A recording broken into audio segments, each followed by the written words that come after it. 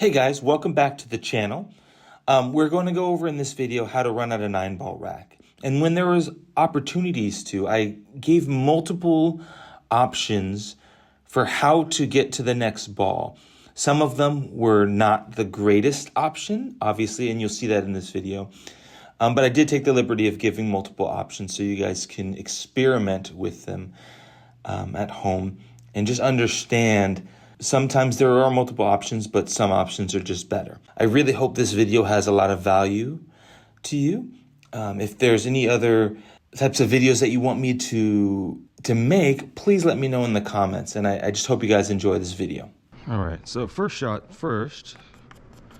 I'm shooting the one ball into the corner. Now, in this case, you really have a couple of options here. You can try to slow roll this ball into that pocket and just let the cue ball just slowly drift out this way, or you can hit it with a little bit of pace to hit it there and then come back 2 rails, or I guess 3 rails total, to play it in the side. Let's go ahead and take a look at what the slow roll looks like.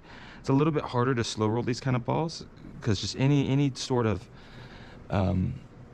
discrepancy in your aim gets kind of exaggerated, I guess.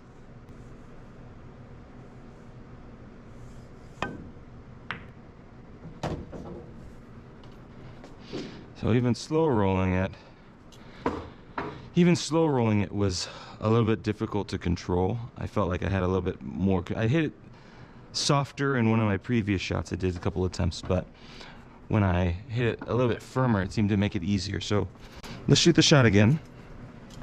This time, I think it's better just to go ahead and hit it with some pace and let it go the 1, 2, 3 rails back for the 2.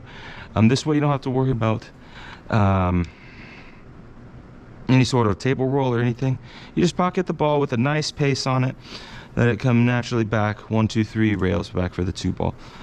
So use a little bit of cheat to the outside, so cheat to the left half of the cue ball so your cue ball doesn't go forward after contact.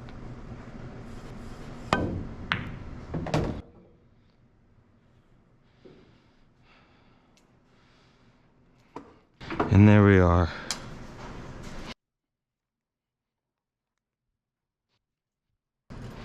Okay, here we are on the 2 ball. There's really only one way to play this, and that's to just kind of roll it softly. Okay, let it come 1 rail and back out for the 3. Now, one of the things that we talk about on this channel is how to be on the correct line for the next ball so that you can get easily to the 3rd ball. So this is the 1st ball, the 3 ball is the 2nd ball, the next ball is going to be the 5 ball. So one of the things I just need to make sure is I need to make sure that I don't just softly roll it to here, because then when I shoot the 3 ball, my cue ball is going to go crazy. So I need to hit this with a little bit of pace to get kind of as straight as possible. Here's my line. And so if I had more of an angle on the 2 ball, what I'd recommend is going 1, 2, and then out for the 3 this way, going 2 rails. But in order to get that with this kind of angle, I really have to power it. So what I'm going to do is just hit it with enough pace to come over, but really not enough pace to go 2 rails. Okay.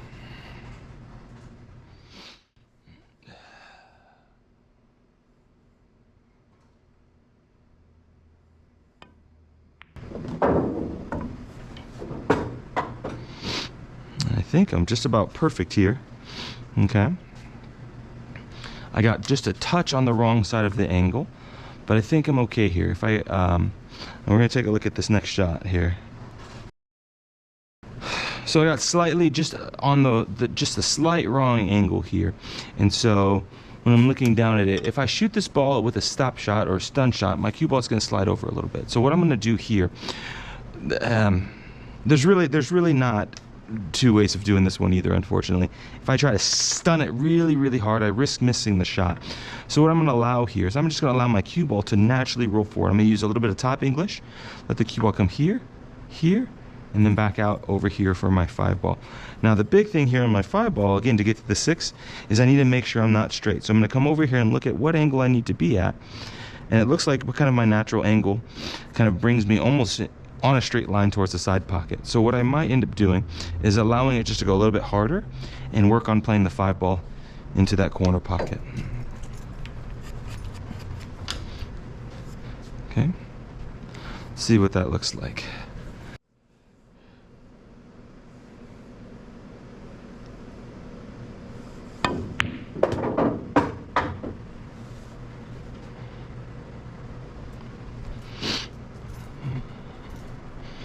All right, we are here.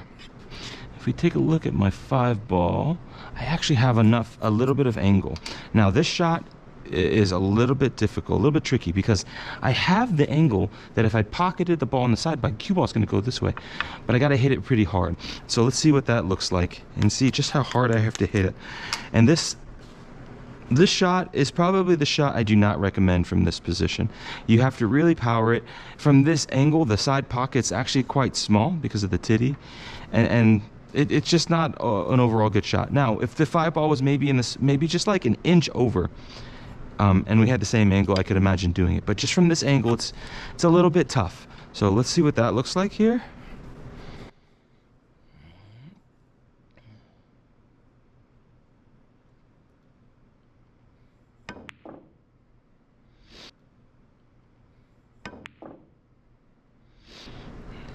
And you see there, I hit it. I missed the ball. I mean, I hit it kind of firm, actually. I rattled the ball, and my cue ball didn't even go far enough. Okay, so I think the appropriate shot here, oh, I didn't mark my cue ball. I think the appropriate shot here is actually just to let the 5-ball roll all the way up the table. I'm gonna mark my cue ball here now. I didn't mark it the first time. I'm gonna try to hopefully be as close as I was in terms of where I mark it, which I think this is about where it was here. So I'm gonna take that as my spot. I think I was shooting over the 8-ball a little bit, and I had enough angle to stun.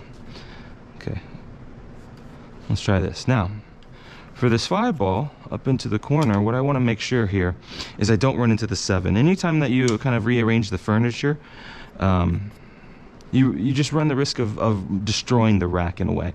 If I accidentally hit the 7-ball and I bump it over to this, like over here onto this rail, it just made my life a lot harder. The 7 being right here in the open, I have the side pocket, I have access to a lot of different pockets. So I don't actually want to touch this. So instead of trying to going forward and coming out and around and playing the 6 here, I'm just going to let the cue ball naturally take its natural path over this way. Just a little bit below center, pocketing the ball all the way up the rail. And that's what this looks like.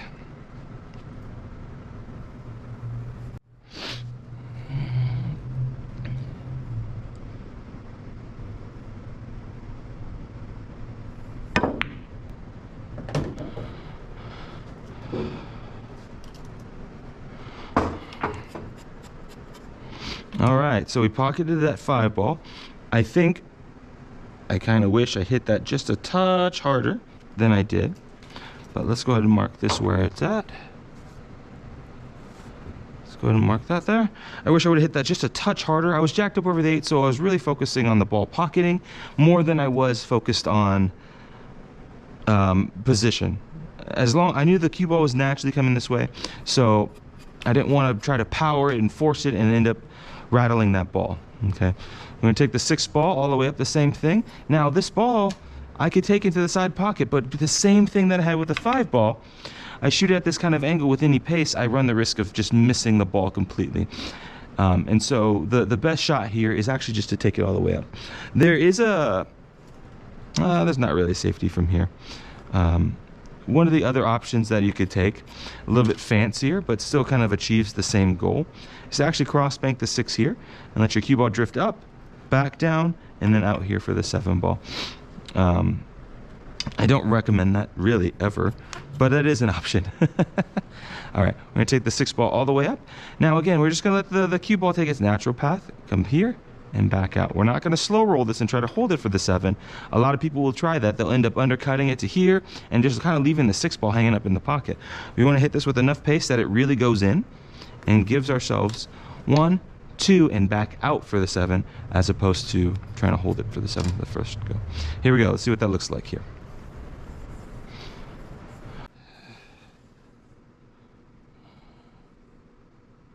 Just a touch below center here.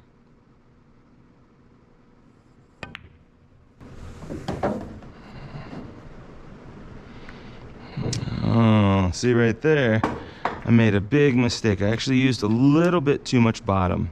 Used a little bit too much bottom there, and it pulled my cue ball back, and I ended up moving the furniture. And you see what it did to my rack actually, is it put me in a bad spot for the 7-ball. Now I got to power the ball all the way back, and then all the way forward. on this. And this is why always doing position drills is really, really important as a pool player, because then you really learn how the table, how the cue ball reacts to the table. And so that, I just used a little bit too much bottom. I'm going to shoot this again, staying closer to center than that. And this is what that looks like.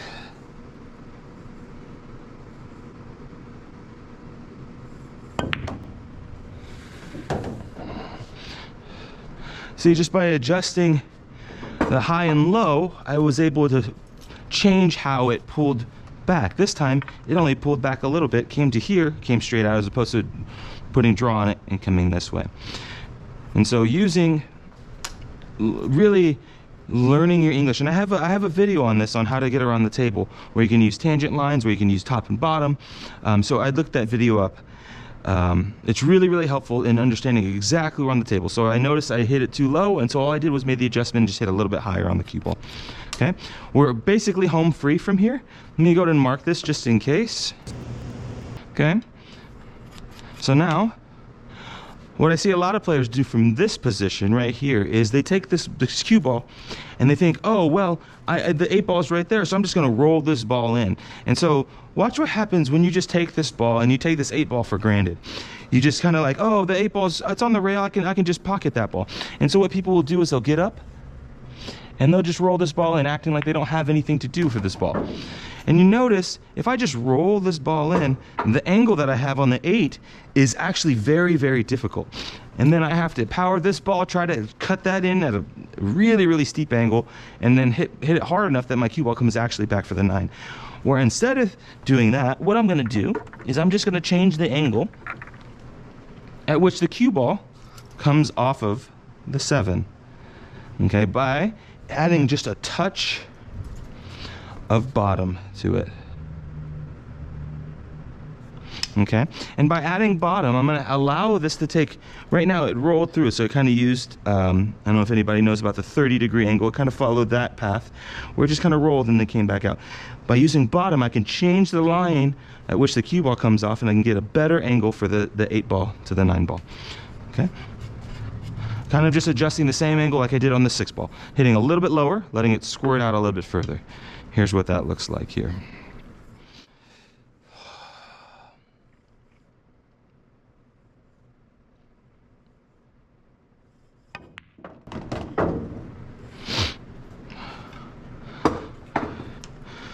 All right, I got great angle on the 8 ball. All I have to do is just roll this ball in.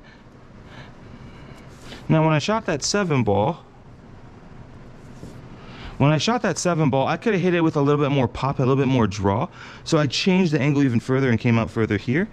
But, you know, just pocket the ball, get the angle that I need for the 8, just nice and easy for the 9. So all I have to do here, okay, is just pocket the 8 ball, and my angle is actually natural to just come back out for the 9. Okay, if I just have to be careful not to use any sort of left-hand English at all. Don't cheat at all to the left. You're going to cheat to the right side of the cue ball, okay? Just so that you don't accidentally have the cue ball come forward along this angle here and be really difficult on the 9 immediately. We want to cheat to this side so that the angle of the cue ball comes back this way just a little bit. You can kind of achieve the same thing using draw, but it's so close to this rail that the draw won't have time to actually take. So you just use just a touch of, in this case, a touch of right-hand English. And that's all I'm going to do here. And just a touch, not enough to really deflect the cue ball at all. Yeah, you'll see here in my GoPro, it's very, very small amount. And we're just going to push it, let it travel in the pocket, and we're great on the 9 ball. Okay? One of the things about the last ball that I like to tell everybody is don't baby these shots. A lot of people come up here and slow roll this 9 ball in, and they'll miss because of unintentional cling. The balls will cling together, and they'll throw the 9 ball to here. Whenever you shoot this ball, you wanna make sure that you hit this with a good pace and hit it in a way that you know you do not scratch. It's really important of that too. You don't want to come up here and hit this with a ton of draw. You just want a nice stun. Maybe let it come 2 rails, something like that, where you know the ball's gonna go and you don't have to worry about table roll, ball cling, nothing. Pocket this ball with a good pace. Make sure you don't scratch. And that's how you would break and run a rack. Okay, really, really important to understand. If you notice, for this entire rack, I didn't really use any left and right, other than the first shot and maybe the 8-ball, right? But I didn't use enough that would like force any kind of squirt or throw or anything like swerve, nothing like that. Just focused on pocketing the ball with very, very minimal left and right English, so that way the shot accuracy is maintained, right? When you get up here and you start loading things up with left and right, things can go wrong very, very fast. And so you really want to try to stay more towards center, and you can get around the table just fine, just using the rails, just like I did here today. I hope this was helpful for you. If it was, please make sure you hit the like button. Give me a thumbs up and let me know in the comments of any other videos that you'd like to see. Also, please make sure you subscribe, and we'll see you next time.